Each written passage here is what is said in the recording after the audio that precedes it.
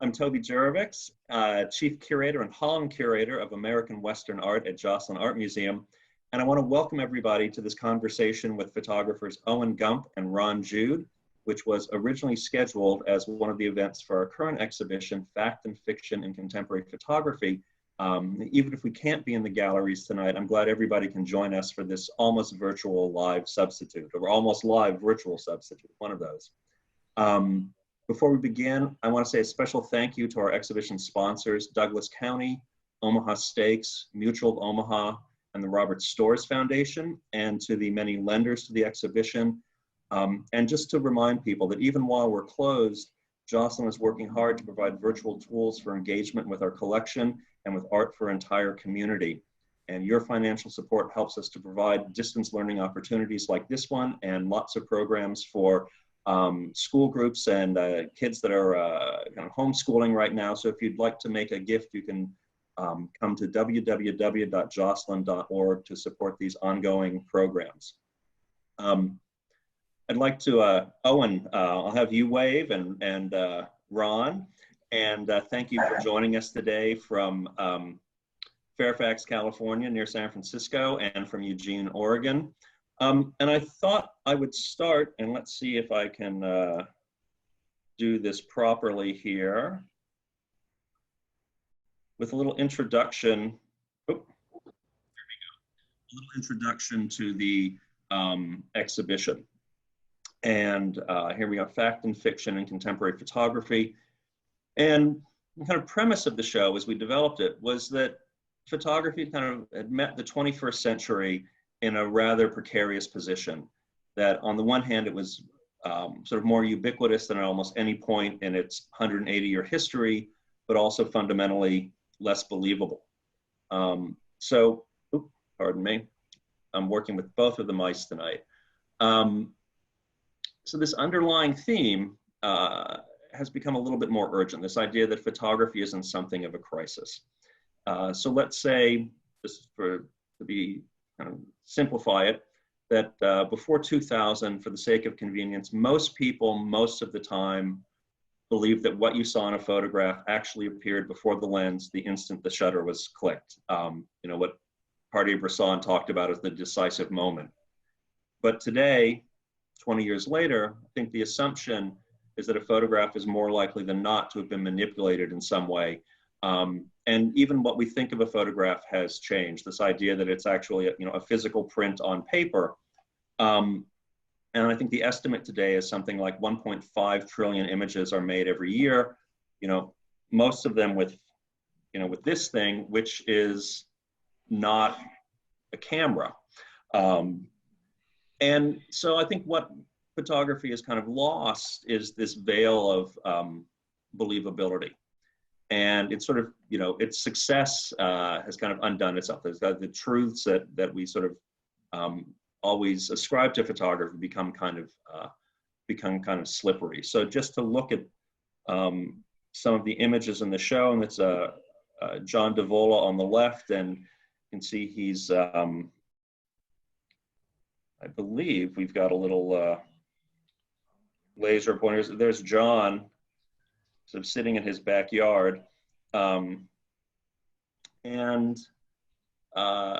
It's what seems like, kind of a single frame image, and you realize looking at it, there's something kind of conspicuously wrong about it. And we can see how the sunlight kind of comes out partway through the exposure, and then the sun kind of drops back behind the clouds, and you can see this sort of kind of very obvious sort of jagged edge as the sort of in the center of the frame. And what this scene is really something built from several hundred exposures made with a Gigapan, which is a device that takes, in this case, a kind of commercial point-and-shoot camera and grids out these images and kind of undoes this idea of that, that decisive moment idea. And let's see how I go back and technology. There we go. Just some other images from the installation. we see Mickaleen Thomas in the center and Lala Asadi and Larry Sultan on the back wall. And then looking at the landscape. And tonight's program, the title is Finding the Landscape in the 21st Century. And as I think you can see in this section, in particular, much of what we're dealing with is this idea of crisis, whether it's political or military or ecological, that the landscape has really become not really about the view, but this arena where these issues are going to be kind of played out in the 21st century. For instance, on the left-hand side, this sort of dusk view by Trevor Paglen. And, at first you kind of think about this in the context of, let's say, luminous painting. So somebody like a Fitzhugh Lane or even an Albert Bierstadt, these kind of sunset views. And what you can't see in the very lower right corner is a predator drone kind of working its way outside of the frame. So this, what at first seems like almost to have no subject, just this image of the evening sky becomes something threatening. There's a larger view of the installation, and Owen's photographs are on the second wall back. I think it's interesting that the Tomas Roof photograph in the back of it's an image appropriated from a thermonuclear test, that this has become, at this point, almost kind of quaint. When we're looking at the issues that we're facing ecologically in the 21st century, something like, thermonuclear war, it seemed like there was an easy solution. You had an option, don't drop the bomb, don't press the button. And we kind of got through that threat, and now we're facing something much less under our control. And then there, it's photographed by Ron on the left, and Dan Holdsworth and Megan Riepenhoff, and three ways of looking at the kind of topographic landscape, all made in very different fashion. Ron, I guess we can call this a traditional digital capture at this point. And the Holdsworth image, pardon? Sure, that sounds good. And the Holdsworth image is created from a data set fed into a computer to create this profile of a glacier on the side of Mont Blanc. And then Megan Riepenhoff's image, they are cyanotypes about 3 by 6 feet, and the paper is laid into the water, and the landscape itself actually becomes kind of the negative, you could say.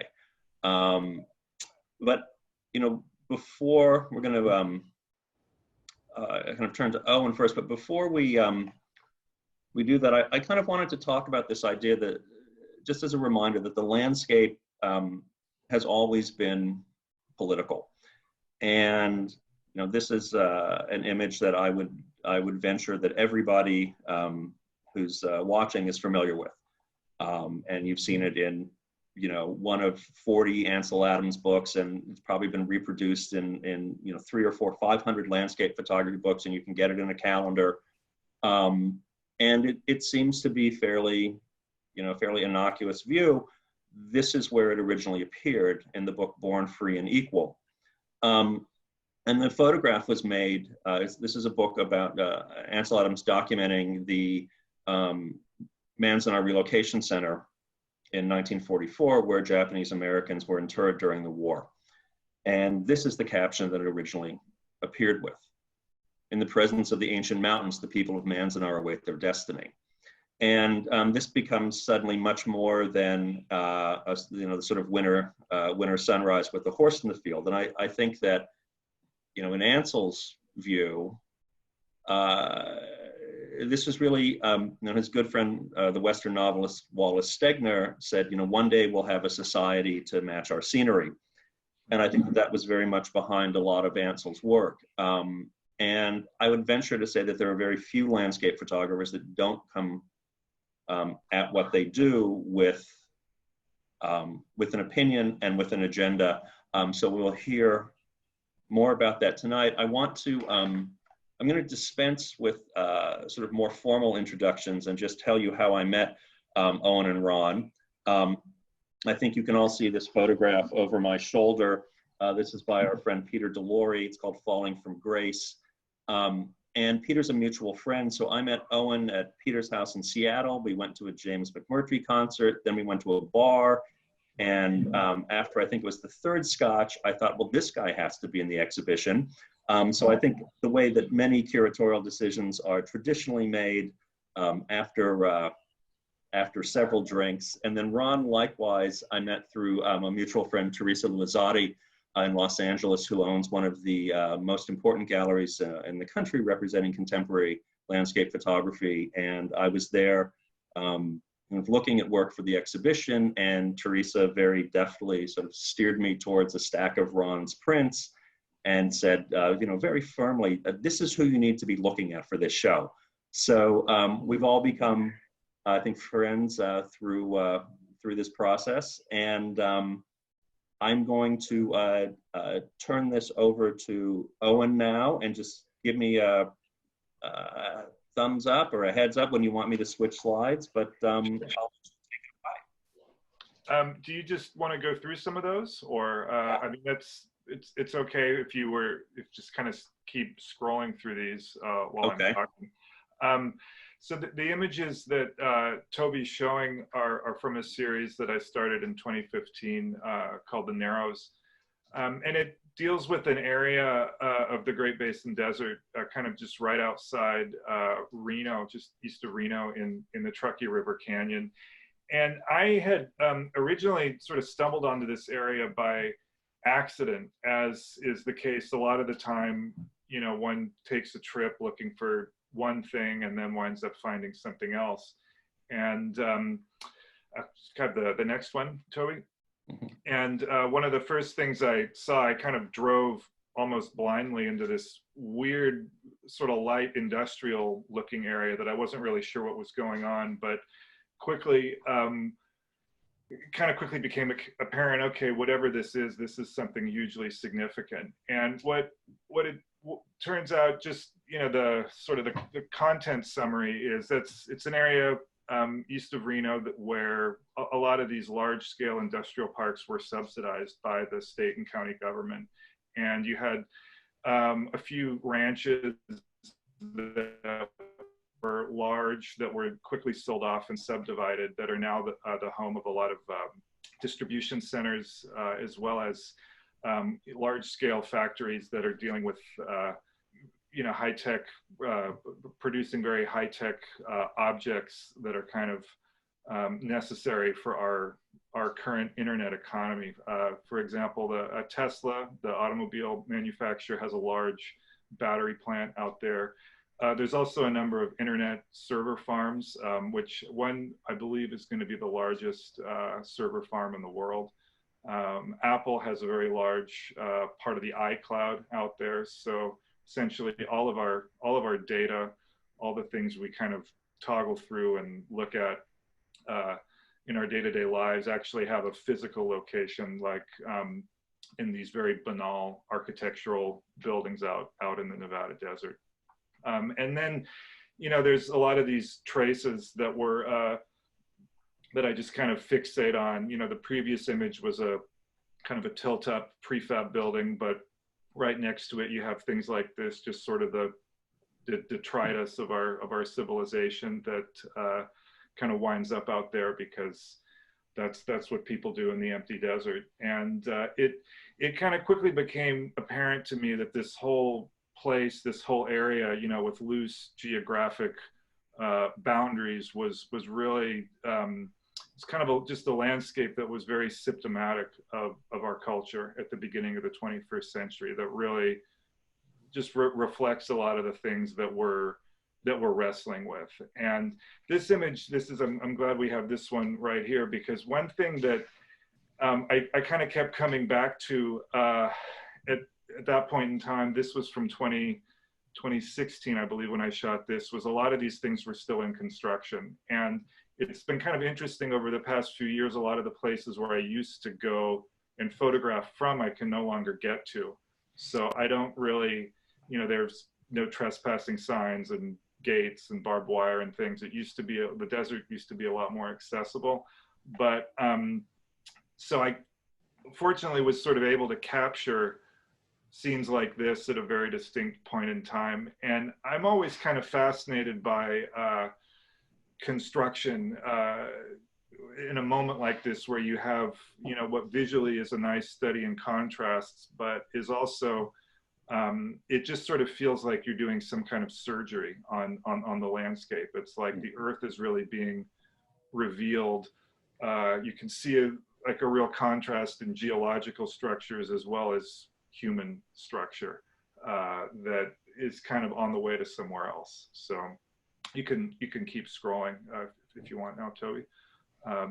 But yeah, and then there's just these sort of smaller scale interventions that really, I like to show this series with multiple images, kind of the macro micro scale really leading to a larger sum of the individual parts in terms of our understanding. And I think, you know, Toby, you touched in your opening remarks on this idea of subjectivity, that nowadays we're really struggling with, you know, what's this idea of truth, of photographic truth? Can we believe what we see? And I would argue one of the things that was important in my artistic training, ironically enough, with Thomas Roof in Germany, whose image you showed, was the idea that this subjectivity has always been there. That the idea of, in the very fact that there's an artist who is making images, be they photographs, paintings,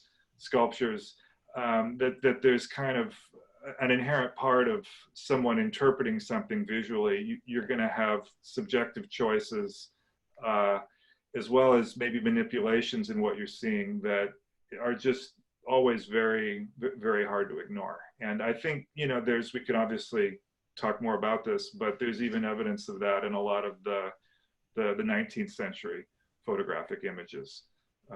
I think that's absolutely true, and you know, an example of that just sort of came to mind is there was a day that Minor White and Paul Caponico and Walter Chappelle were all out photographing independently, and they all came across this. There's a tree trunk that had been cut down and snapped over, and they all, you know, took a picture of the same tree trunk, and they're, you know, immediately distinguishable who made which picture and who didn't. But I think part of it is there's one dialogue that we have as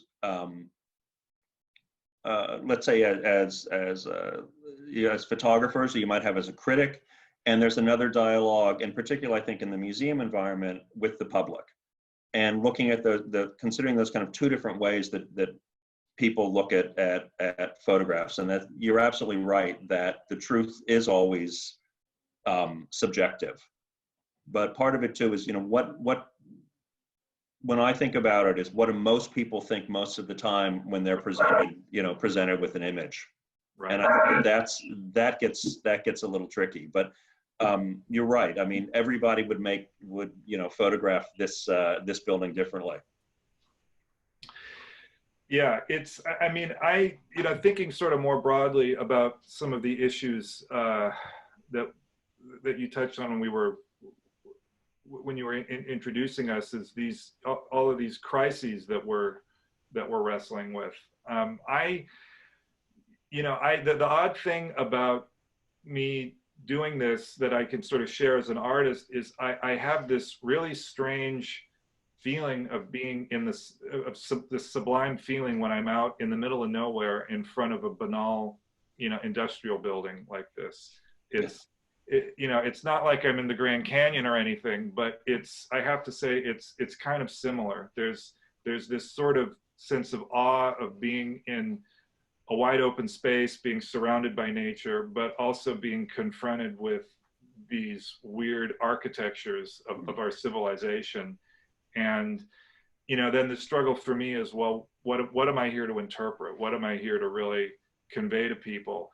What do I want to convey? And I think it's just, again, you know, we're at this kind of this weird moment. I mean, now we're all talking about this because we're in shelter in place orders given the coronavirus. But even before that, we were kind of in this weird place politically, ecologically, where we're really, I think, forced to reflect on a lot of things as we move forward, because it's kind of like the whatever ideas we have, the romantic West are totally over and totally just done with. And so I just think, as an artist, I feel really obligated to show kind of both parameters, nature as it is, as well as these altered landscapes that we've created, really kind of in an effort to say, look, this this area has always been kind of a surface for projection for whatever our ideologies are. I think that you can really get into the history of the Great Basin in that landscape, and that's what it's always been for us. And now we really just have this unique opportunity to look at these things, to look at our legacies as we move forward.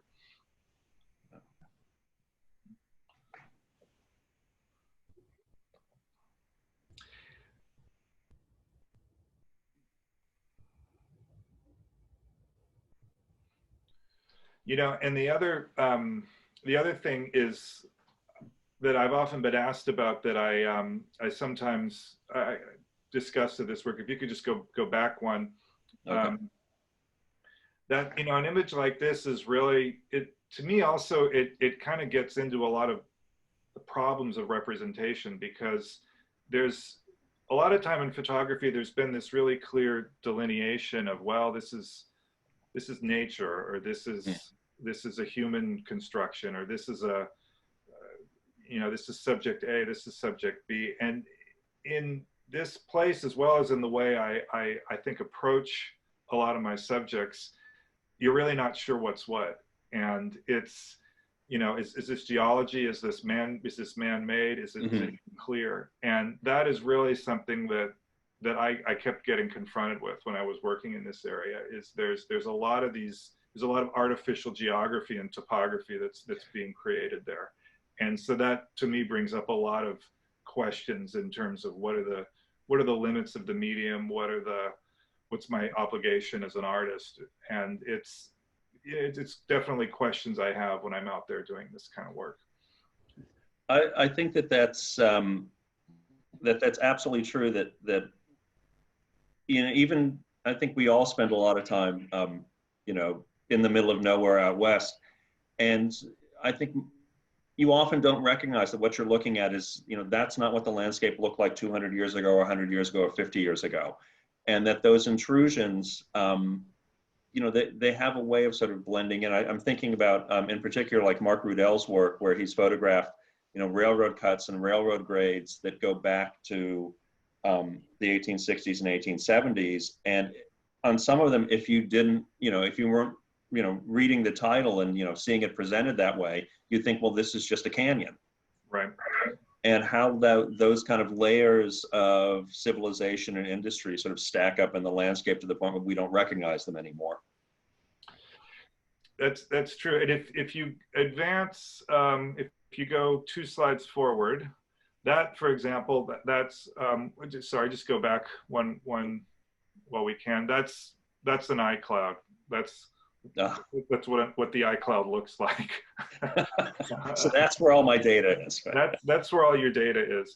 And so then if we go forward one, that's what we're talking about. I'm standing on what I believe it's about 100-foot tall pile of fill, like a slag heap that's been graded and shaped, and it's going to be the foundation for, a building like the one you saw in the previous image. And it's, again, it's sort of this unique point in time when a lot of this stuff is visible. And, that's not going to be like that if the next time I'm out there. So.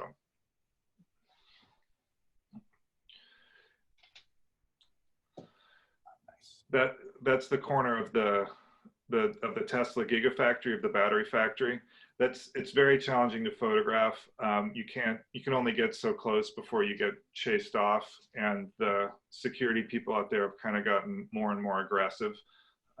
So that's a touchy situation.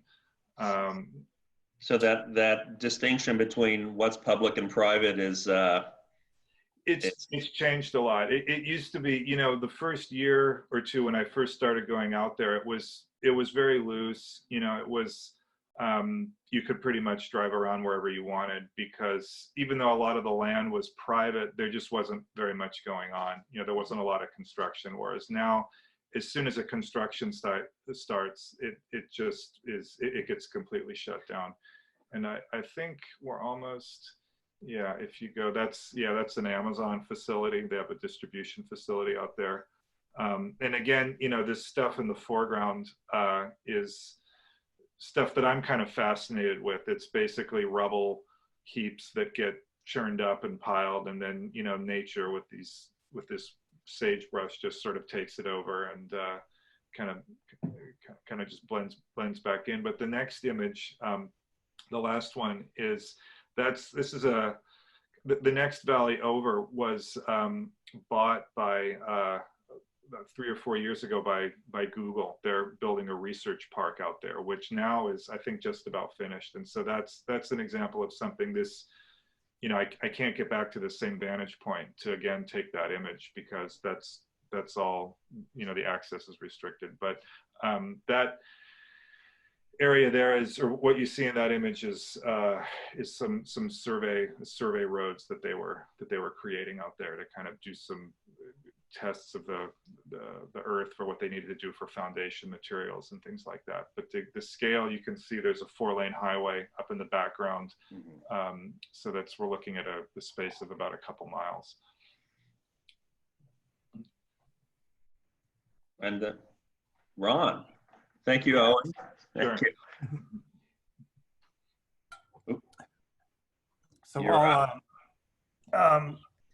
I'll just give you the cue and sort of move you through this. I've got a sort of a variety of things, and what I really wanted to do in the beginning here is just sort of give a little context to sort of how I think about the medium and how I've traditionally tried to use it, and how I'm currently sort of moving away from that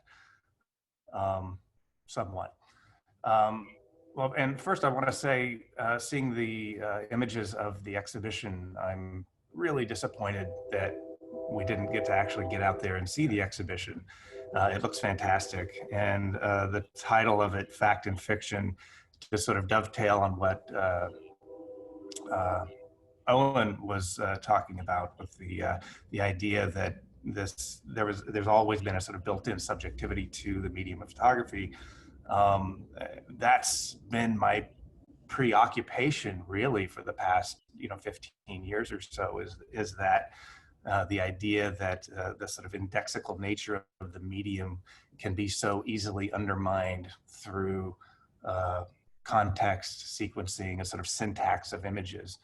But I'll just sort of introduce you to sort of how I work with the first couple of slides here. So for the past 15 years or so, I've been pretty heavily involved in book publishing, mainly as a means to sort of get to some of these ideas that I'm interested in terms of context and syntax and a sort of vocabulary of photography.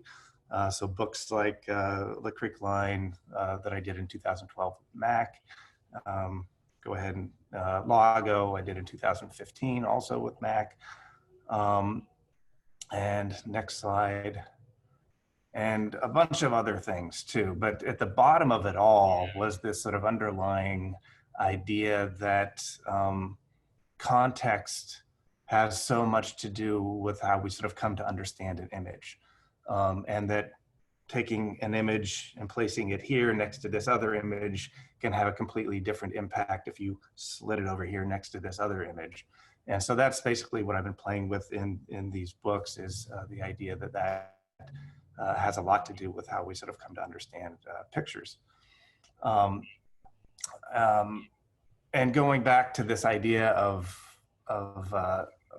sort of the veracity of the image, and whether or not there's ever been any real truth to that. I used to teach a documentary photography class years ago at Ithaca College in upstate New York. And the first assignment that I gave in that class was called The Convincing Lie. So before we actually got into, whatever their idea of documentary photography might be, first I had them create a fiction through non-digital means. And, the realization was how easy it was to do that. And so then, based on that, then we sort of got into, okay, what can a documentary photograph be? Once you have a sort of an awareness of how unstable, the meaning of an image is and how easy it is to sort of fictionalize an image, where can you take it from there? And I've always found that to be a kind of an interesting prospect and something that I've always sort of thought about with my own work. And I've never, gone to the lengths of actually fictionalizing an image or sort of creating a fiction within an image. But I've always sort of worked on the idea that, the fiction is sort of inherent in the image, and to sort of fictionalize it beyond that almost seems redundant in a way. So my interest has always been sort of playing with that tension between the expectation that we all bring to a photographic image, which is a certain amount of legibility and sort of truth in the image, and what's actually happening in the image, and the subjectivity that the artist actually brings to the image. But I do agree that, over the past, 20 years or so, through, the sort of new understanding that we have of the photographic image through digital means, a lot of that has been undermined. And I think we do now, as a sort of collective audience of photography, come to photographs with slightly different expectations. But weirdly enough, I think at the end of the day, we all still want them to tell us something. We do expect that from them on some level, even though I think we know better. So I still think that's kind of an interesting sort of idea that exists in photography. Okay, go ahead. So in addition to books, before I really sort of got into making books, exhibitions, as is, it's important for, most people who sort of come up into photography, obviously, but I've always thought of the exhibition as an opportunity to do fundamentally what I was doing with books, which was to sort of create an installation of images that sort of spoke to the idea of context and syntax and a sort of language of photography. So the exhibitions that I've done have always been, pretty specific in terms of my involvement with how the work actually goes up on the wall, whether or not it was at a museum or not. This has been something that's been pretty important to me. Typically, with a lot of my projects, if you pulled an image out and stuck it up in a group exhibition, it wouldn't have a lot to say without the broader context of the rest of the work. So this is an early example of a show that I did at the High Museum in Atlanta, where installation was pretty important. Go ahead and flip ahead. This is just a couple of years ago at the Getty, an installation of the Alpine Star Project. And again, this specific arrangement of the images is pretty important to ultimately sort of how you encounter and sort of come to understand how the photographs function within this context. So that's always been back there. In terms of landscape, I've never really considered myself to be a landscape photographer, although it's kind of hard to escape that now. But it's I think always sort of played out in the background of what I was doing.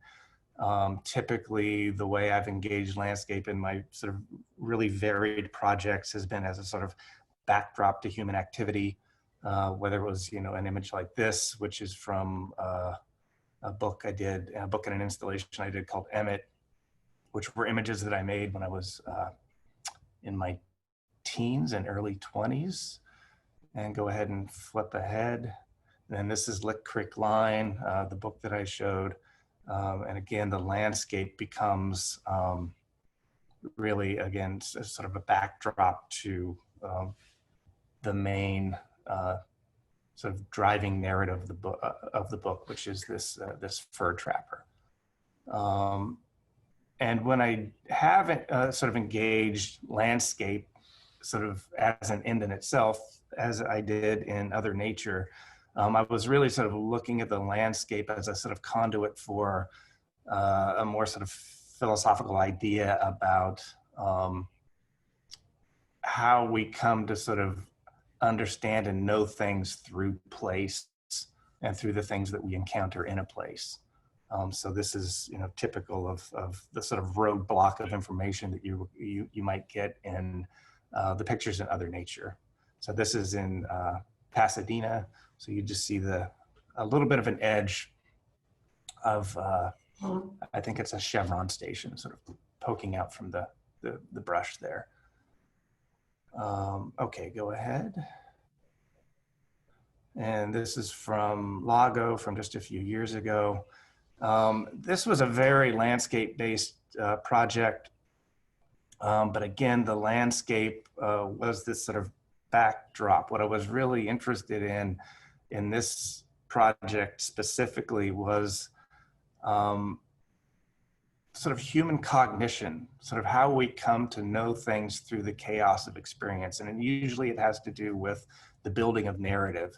And the building of narratives can sort of happen within the medium of photography in various forms. The most typical of forms would be like the Life magazine sort of photographic essay. And I've always been sort of interested in that form, in using it, both sort of utilizing that narrative sort of storytelling form, as well as simultaneously sort of undermining that as I'm doing that. So that we sort of get comfortable with that form while at the same time hitting these little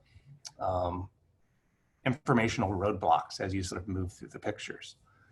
But so, you know, clearly a picture like this, landscape is very important, but it was also, I think, more fundamentally about the sort of human experience within the landscape and how we come to sort of build narratives about our own lives through our memories, through place, through a landscape.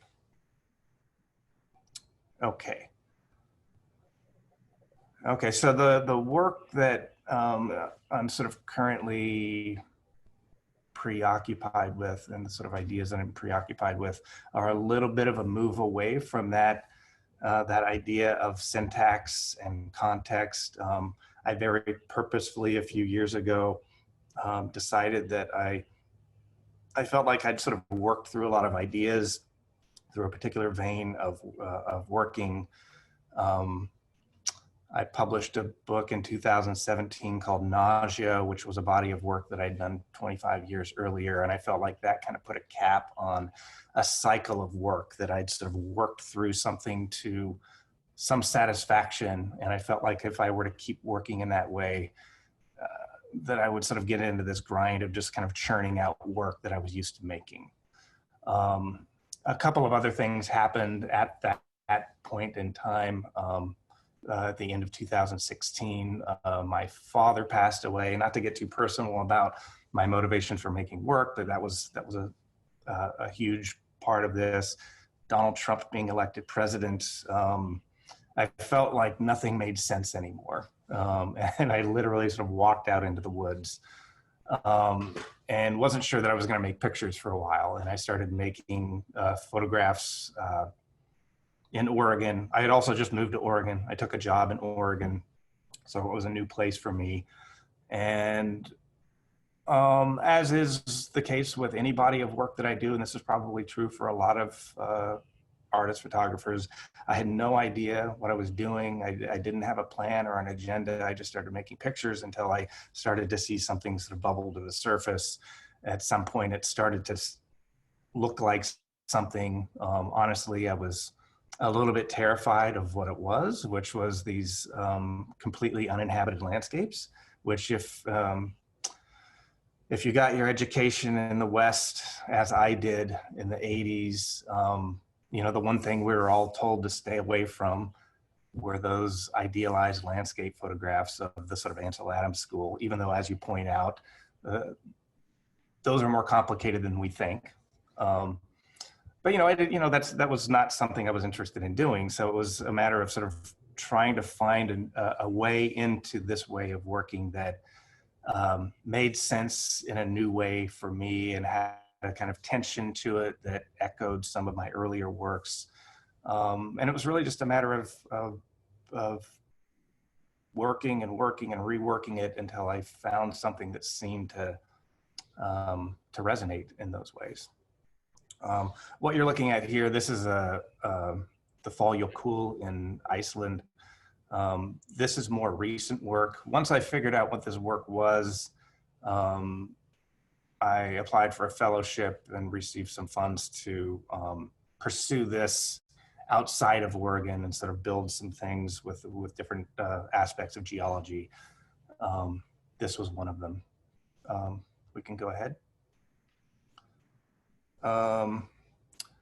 This is an example of welded tuff, which is a sort of like volcanic ash that's been welded together through extreme temperatures. This is here in the state of Oregon.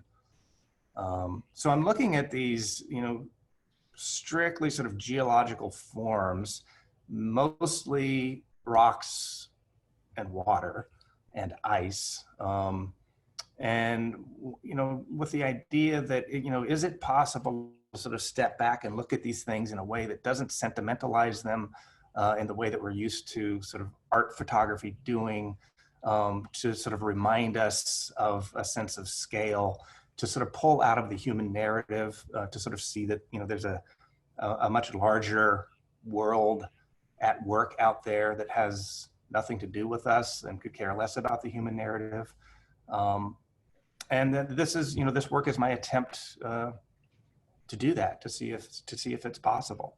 The project is called 12 Hertz. Not to get into a much longer sort of artist talk narrative, but I've always been interested in sound as it sort of relates to seeing. And the title 12 Hertz alludes to the lowest threshold of human hearing. So things that fall outside of our perception. And that's, that's my way into this work.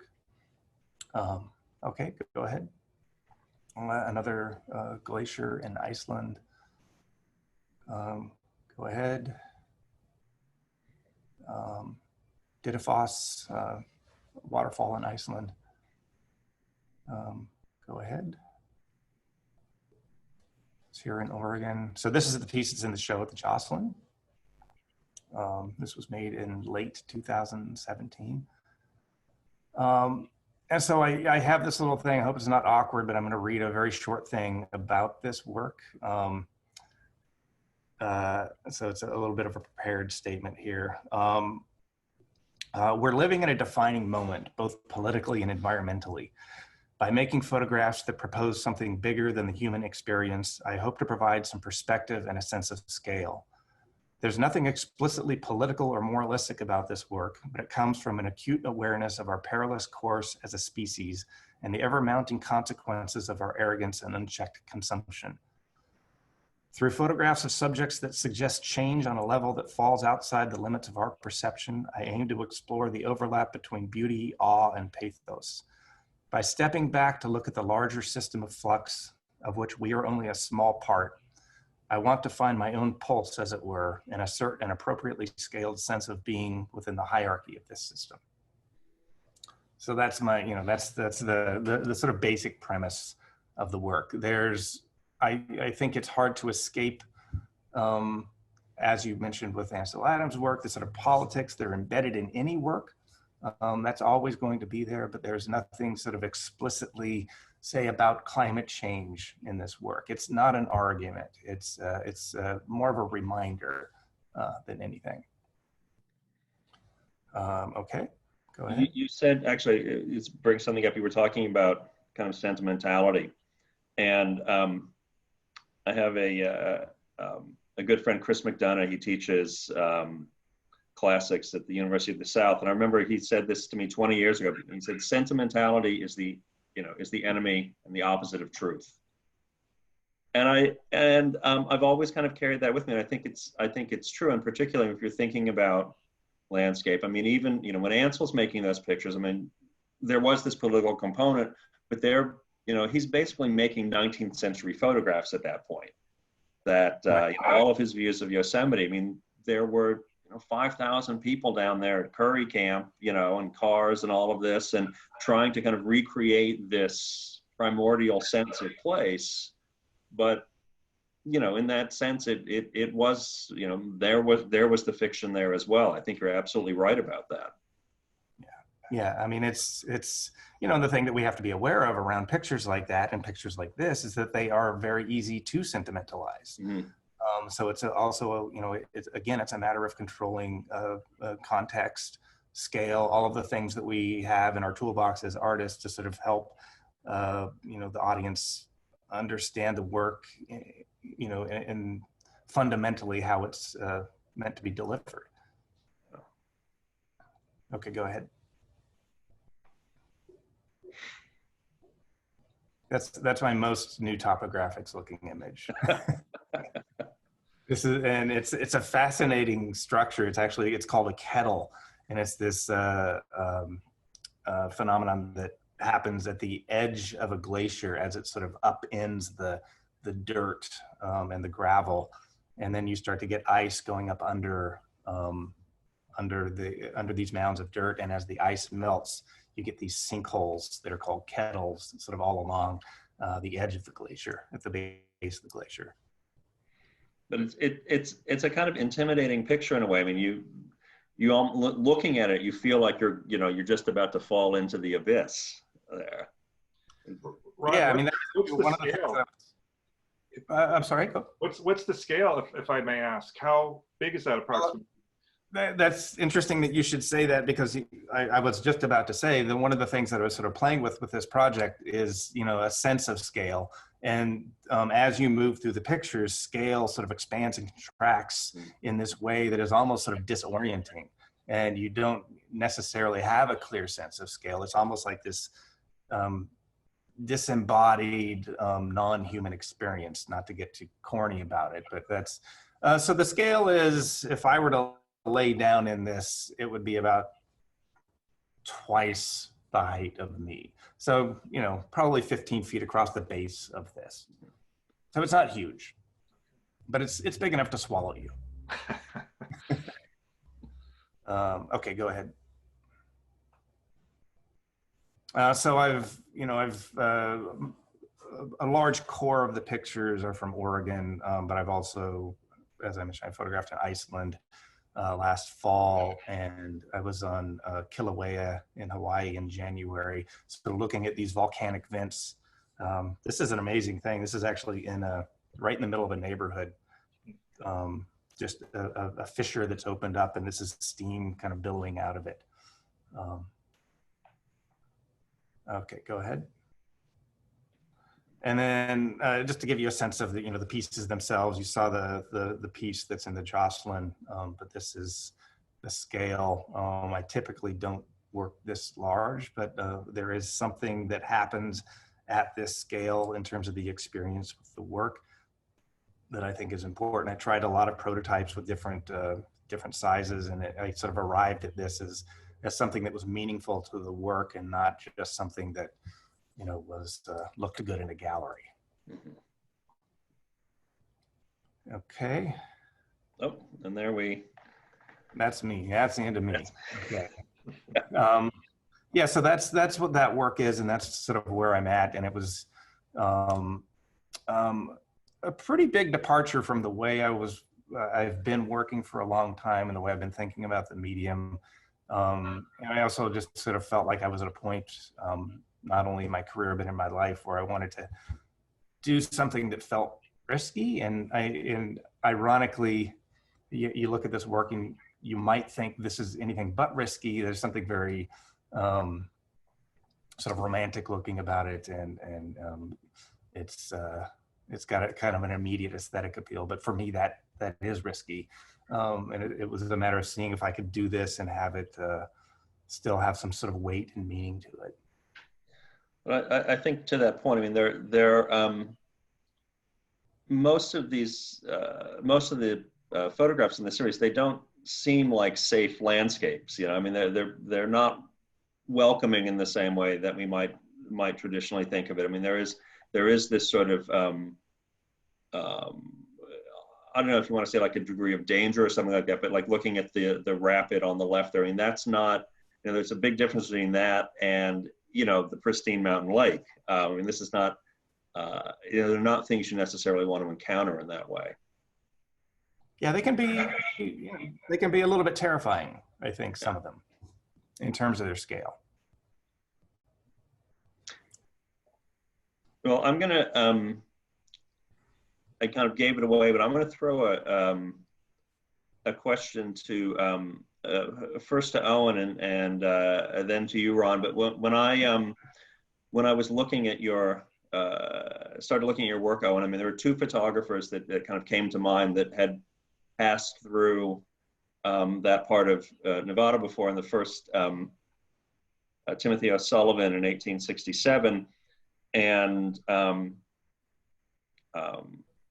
a colleague of mine was talking about these pictures, and he said, you know, I don't know, you know, how you could make a picture out, you know, in a place like that, and why you'd want to, you know, that, you know, there wasn't much to it, and you're thinking, you know, photography is about 30 years old at this point, and this is really like the first place that O'Sullivan sees in the West. And you know, what we know from his colleagues is, you know, he ran to the Sierra Crest near Donner Lake. He looks out onto the Great Basin, and he's just delighted by it. You got to be a particular kind of person to feel that way about it. But the other person who came to mind was Louis Baltz, and this is his Nevada portfolio. And that same kind of, you know, they're images that feel kind of equally sharp and dry as your pictures. And I was wondering if you could, were either of them influential to you, or how do you kind of see, you know, yourself in that continuum?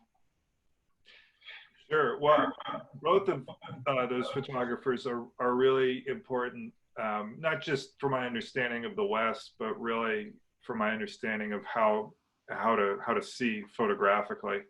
And I sort of see them as bookending each other in some ways. I mean, I think I mentioned, you know, the Great Basin is, as an idea, it's one of those places that really lends itself to kind of project geography, in the sense of, you know, we hear the word Nevada, or we hear about the Great Basin, and already, even before we've been there or seen any images of it, we have this idea of what the landscape is, or what it sort of means in the history of America. And it's, you know, I mean, the fascinating thing is, like, I mean, I've had the same question. People say, why are you going to Nevada? You know, what's the, what, are you going to go gamble? Or, I mean, are you photography just to cover or something? But, you know, the challenge for me really is, how do you make something when on the surface anyways, there's nothing there? And the answer is then, well, what do you mean? There's plenty, there's tons of stuff there. It's just, you're forced into these situations where foreground, middle ground, and background all kind of disappear, and they get muddied up.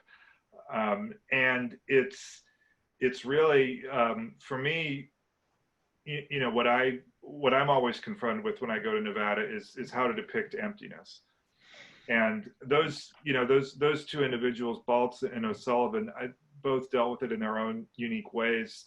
And like I said, you know, I see them as bookending each other in the sense of, O'Sullivan in the 19th century is really, you know, he's working for these government surveys. They're looking at materiality, natural resources. What's the potential of this place that we, you know, that we don't know a lot about yet? What can we do here? And Baltz is really showing where that all wound up. You know, what the consequences of all that was, and what really the effects of just the crass industrialization and material extraction, just where that all led culturally. And I think, you know, I mean, both of those individuals are obviously very present when I in terms of my education, but also when I first started working there as well. How do you work in this place where there's been a lot done and not be derivative? And I had an early, was fortunate early in my career in, gosh, now this was 2007, to have a residency in Wendover, Utah, on the Salt Lake Desert with the Center for Land Use Interpretation. And you guys might be familiar with a little bit of what they do and how they interpret landscapes and the kinds of places they're interested in. And I really, working there and conversations with those folks were important for me early on in really just kind of reinforcing the idea that I have to hold both of these truths in my hand, in the sense that there's all the things that we as people do and expect, and like everybody else, if I'm going to a place like this, I'm going to be driving there in a car, and that requires certain material processes or certain types of infrastructure. So I can't say, well, I'm going to drive out to the middle of nowhere and have this personal communion with nature and just forget about all the technology that's enabled me to exist or get me there. I really have to learn how to hold both of these of these things present. And I think with this series I just showed, that's in some ways what I'm trying to do for kind of our technological, the imprints of our technological patterns, is just to show that, again, those things, they have a real visceral, physical imprint in the landscape. And I do think it is in some ways a continuation of a lot of the ideological things that both of those two photographers were wrestling with. And I think oh yeah, Ron, this is Carlton Watkins from 1867, made along the Columbia River. And what was it like to move to Oregon? I mean, do you have that? Where do some of those earlier photographers fit in with your work? And no is an answer too. Well, yeah, it's funny. I grew up in the West, and I grew up right next door in Idaho, and I even did my undergraduate photography training in Idaho, right next door to Oregon.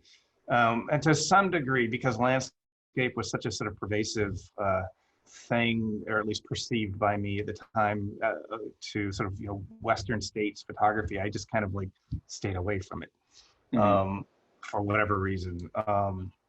And coming back here 5 years ago, first of all, I was just dumbstruck by the state of Oregon. Like I had no idea. I grew up right next door, and this place is, it's sort of like I keep describing Iceland as Oregon on steroids. It's got the same basic makeup as that. It's incredibly volcanic. It's got a rough coastline. It's got, yeah, it's an amazing place. And so I was sort of dumbstruck by that. But I don't think that I necessarily thought, oh, this place is pretty, I should go make some pictures of it. I don't think it really, came about in that way, but it certainly provided a sort of convenient access to this sort of new way of thinking about the medium and what kind of pictures I wanted to make. Now, Carlton Watkins, it's interesting that you bring him up. I would say, if I'm thinking about 19th century photography, first of all, I think my favorite is O'Sullivan. Just the sort of the sort of stark, almost, not to retroactively put art terms on him, but the sort of minimalist sort of approach to his image making. I've always loved that work. But Carlton Watkins, I saw an amazing show at the Met like 20 years ago in New York, and I've definitely, that's a close second. There's something clearly different about the two in their work, but I absolutely love that work, and it's definitely always in the back of my mind. Yeah. For sure. Well, I think I have a bit of a bias towards O'Sullivan myself, but there is I think that he had sort of a willingness to deal with what was in front of the camera, and you know, as you're saying, you know, Owen, like you get out into the Great Basin, you got to figure out what to do with that place. Yeah, I mean, you know, I know people with O'Sullivan in particular, people talk a lot about framing and how he frames things, or the, you know, the difficulty of framing things, but that's what wide open spaces force you to do. And I really think, you know, for me, photographers like O'Sullivan were really kind of a what's the word I'm looking for? Kind of a part of the puzzle in terms of learning how to deal with American space. Mm-hmm. You know, because I received the bulk of my artistic training in Europe. I had a sort of another career in the States before I moved to Europe as an urban planner, and you know, different field, different life. But you know, the European tradition, the European way of seeing and even mentally conceiving of landscape is one that's very different from our own. And so it's kind of like you take all that vocabulary and you go into the Great Basin, and it just it goes out the window. And it's really, I think, just this photographic way of seeing really is a unique response to really a unique American environment. Yeah. Mm-hmm. I mean, as I was, I mean, you mentioned framing, and you know, the exhibition that I did at the Smithsonian and O'Sullivan, the title was Framing the West, right, and was really drawn from that idea because as I talked to, you know, a lot of photographers about it, and this constant idea kept repeating itself, which was, you know, it's not what's in the middle of the picture, it's how what do you figure out, where do you put the edges? Yeah, and that's really, you know, in a lot of ways, that's kind of turning the traditional paradigm of photography on its head. It's you know, it's not the subject, so to speak, it's the space. And usually we think of the space surrounding the subject, but in the case of working in the Great Basin, it's entirely the opposite. And it's, you know, you'll notice, I mean, there were a number of images in the sequence in this series, a few of which are the ones you showed there. You know, there's no horizon at all. They're photographs of the ground, they're photographs of artifacts, they're photographs of traces. And kind of like, I find myself doing that, you know, and it's almost like a compulsion, as if I'm in an area, you know, photographing long scenic views. Scenic is maybe the wrong word. Longer views where I'm taking in a lot of space. I'll have this compulsion to look at the ground that I'm walking on and kind of see, well, is there any kind of micro trace of human interference I can grab onto? And a lot of the times it's, you know, tire tracks or footprints or litter, or, you know, it's the kind of thing it's camouflaged in a larger view, but it keeps drawing me back as a compulsion to kind of pull out the finer elements of how we've shaped that space.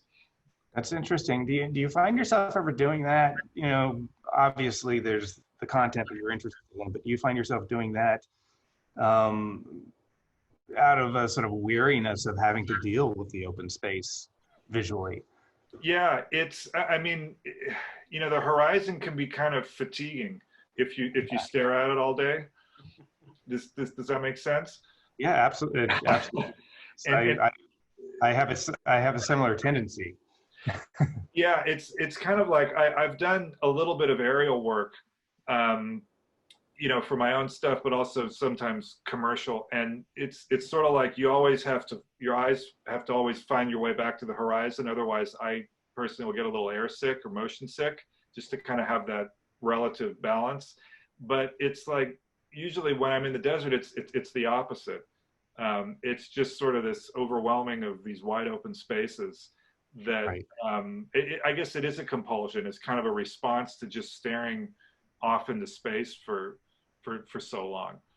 Yeah, I did some work in the California desert, about 5 to 10 years ago. And it was, a very similar situation in terms of trying to sort of visually deal with that space. And I often found myself sort of looking at artifacts for the same reason. But it was also a useful strategy for the work as well. Right. So. Right. And I mean, there's also this, there's this question of where the intervention's visible a lot of the time. And right. it, depending on the geography or the terrain, that's sometimes, those were sometimes the only things I could find. Right. Yeah. I'm gonna throw out, just looking at the clock here, I'm gonna throw out two more questions. And the first, in looking at the narrows and 12 hertz, I think that you could say that the subject of both of those series is indifference. And in one case, our sort of indifference to how we're treating the landscape, and the other is the landscape's absolute indifference to our presence. And can you, Ron, I'm throw that out to you first. Yeah, I've thought about that a lot, and it's a little tricky, but I've used that word, and I do find that to be sort of embedded in the work for sure. But it's also, when I talk about it, I have to be careful not to sort of fall into that camp of the world doesn't really care what we do to it. That's not really the point. Yeah. Obviously, climate change is real, and our impact is real, and our impact on other species is real. But there's a sort of veiled mechanics at work in the earth that does have a sort of indifference, certainly to our narrative, the narrative of humanity, that we bring to, we're very self-centered. We sort of think it's all about us, and ultimately there is something larger at work here that really could care less about us. And that's the thing that I'm interested in, but it's not a way of saying that somehow through reckless abandon, it just doesn't matter because the earth will heal itself or something. Right. It's not sort of an excuse for bad behavior. Absolutely not. No. Yeah. Yeah. So that's how I've been thinking about that word indifference. Yeah. I would concur. And there's the one image of the Amazon warehouse with that pile of rubble that we talked about. And I kind of take great comfort in the fact that there's these weeds growing on top of our, the rubble pile we've heaped. And it doesn't give us license to do whatever we want, but there is something that is, for me anyways, that is comforting, thinking that, well, there are other processes here at work that are larger than us that maybe we don't even yet fully understand. And I don't know. I mean, when I photograph these man-made objects, I always have the feelings of that I'm photographing ruins in some ways, future ruins. Part of it is, I've day job I had a long time ago. I worked on archaeology digs. And so I'm sort of familiar with that process of excavating and uncovering and, opening up the earth or conservation or whatever, how, in 2000 years, these human artifacts that we're putting all our attention in now are going to one day appear. But it is, to me, it's reassuring to know that there are these other natural processes going on that we don't fully yet have a full grasp on. Right. Yeah. When we were talking about O'Sullivan earlier, this project came to mind that I'm sure you're familiar with, the Rephotographic Survey project that was done in I guess it was in the late 70s, early 80s. And the one that always stands out to me with that sentiment in mind is and I'm not sure who did it, if it was Mark Klatt or Joanne Verberger, who it was, but I think it was an O'Sullivan photograph. It was done in Nevada. It was a mining operation, the one that was done in the 19th century. Yeah. And so there was all, these structures there for the mining operation. And this was one of the few examples of the the updated image where all of that was gone. Typically, there was a structure in the way, or things had been developed, whereas this image, everything that you saw in the first image was completely gone, and there was almost like a total erasure of what had happened. And I've always loved that set. I think it's now somebody's pasture. If I'm thinking of the same picture, not that I was sort of obsessed about finding the exact same places, but you're driving down Route 50. It's like, okay, there's the exit. Right. And I'm looking around, and this guy asked me what I'm up to, and he goes, "Oh, I know he knew the pictures," and he said, "It's the next exit down. Go ask that guy." And somewhere I've got a brick from the foundation of that building. Oh, really? In a box somewhere. And the guy said, "Just take what you want." There are thousands of them out there in the field, but you're absolutely right that it sunk back into the landscape. And one of the things that interested me about that project, though, was how many places hadn't changed much. Right. That you've got interstates and the big dams on the Colorado River. But what's so interesting in those pictures is that the landscape itself stayed pretty much the same over that period. I mean, there were less, I think, fewer profound changes than you would have expected given the kind of setup. Right. Yeah. The odd reservoir, where you see a radical change. Otherwise, yeah, you're right. I mean, and typically they were photographing from a roadway or a path. Yeah. Was there, and now it's a highway, but it takes the same route. Yeah, very interesting. Yeah. Yeah, and it's. I mean, the scale question is interesting to me too. I mean, you talked about the atomic bomb, that kind of scale, or what are the changes of human scale versus natural scale, and I think, just to come back to your question a second ago, I'm always reassured by how the natural world has the ability to recover. In terms of if we don't go too far in terms of species, in terms of habitat.